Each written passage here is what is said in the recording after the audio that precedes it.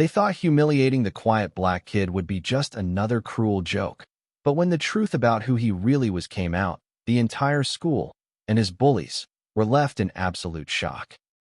Laughing can cut deeper than knives, and that's exactly what happened one ordinary afternoon inside Ridgewood High. The cafeteria buzzed with chatter, trays clattering, and students gathered in tight circles. But in the far corner sat Marcus, the quiet black kid who rarely spoke and almost always kept to himself. He wasn't unpopular. He was invisible. And to the bullies of Ridgewood, invisibility made him the perfect target.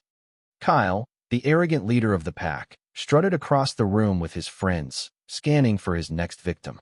His eyes locked on Marcus. With a smirk, he whispered, "Watch this." Before anyone could react, Kyle grabbed Marcus's lunch tray and, with a dramatic flourish, dumped it upside down onto the floor. The sound of crashing plates and splattered food echoed through the cafeteria. "Guess the floor's good enough for you," Kyle sneered, his voice dripping with cruelty. The room exploded in laughter.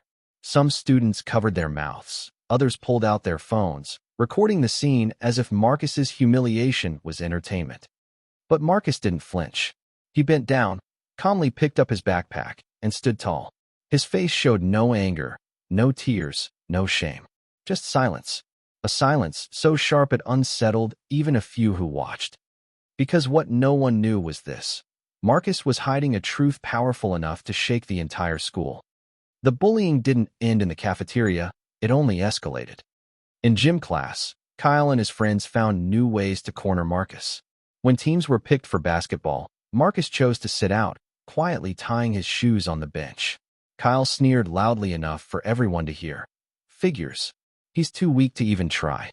Laughter rippled through the gym, while Marcus simply tied his laces tighter, his face unreadable. In the hallways, it was worse. They would knock his books out of his hands, scattering pages across the floor while phones recorded every second. Some students even posted clips online, chasing likes and shares at Marcus's expense. But through it all, Marcus never reacted.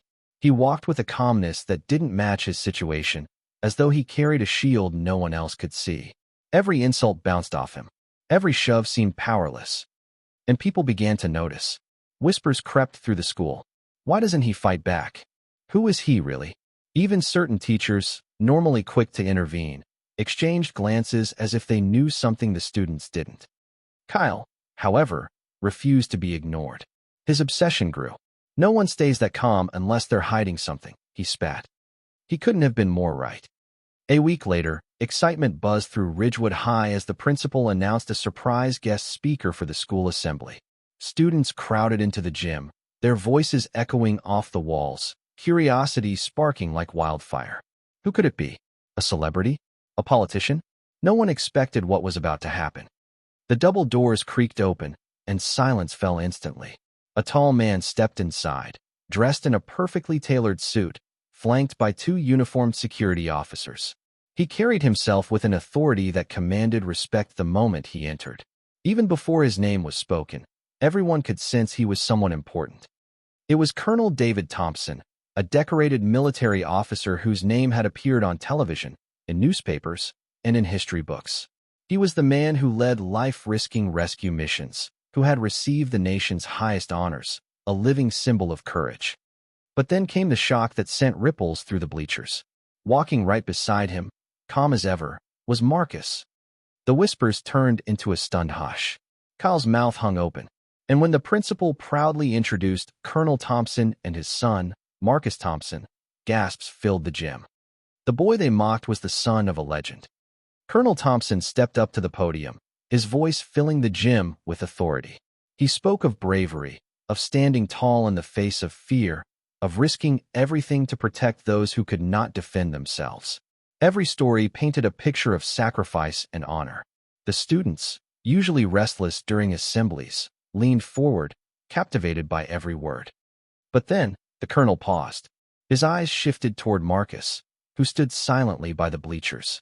Turning back to the crowd, his tone grew sharper.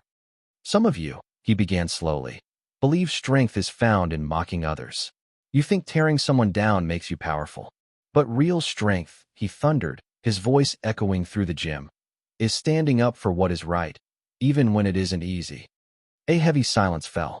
Marcus walked to the stage, his footsteps steady, his face calm, yet fierce. For the first time, he spoke, his voice carrying through the gym. I stayed silent, not because I was weak, he said firmly. I stayed silent because I was taught that true power isn't fists or insults. It's knowing who you are. You thought I was nobody, but every person matters, even the quiet ones. The room shifted. Shame replaced laughter. Respect replaced cruelty. Even Kyle couldn't raise his eyes. From that day forward, Ridgewood High was never the same. The bullies who once tormented Marcus could no longer meet his eyes. Their laughter had dried up, replaced by uneasy silence whenever he passed by. Some even tried to apologize, stumbling over their words, realizing how small and cruel their actions had been. The viral videos they once proudly shared online became haunting reminders of their shame, clips that no longer made anyone laugh, but instead drew disapproval. Marcus, however, never gloated.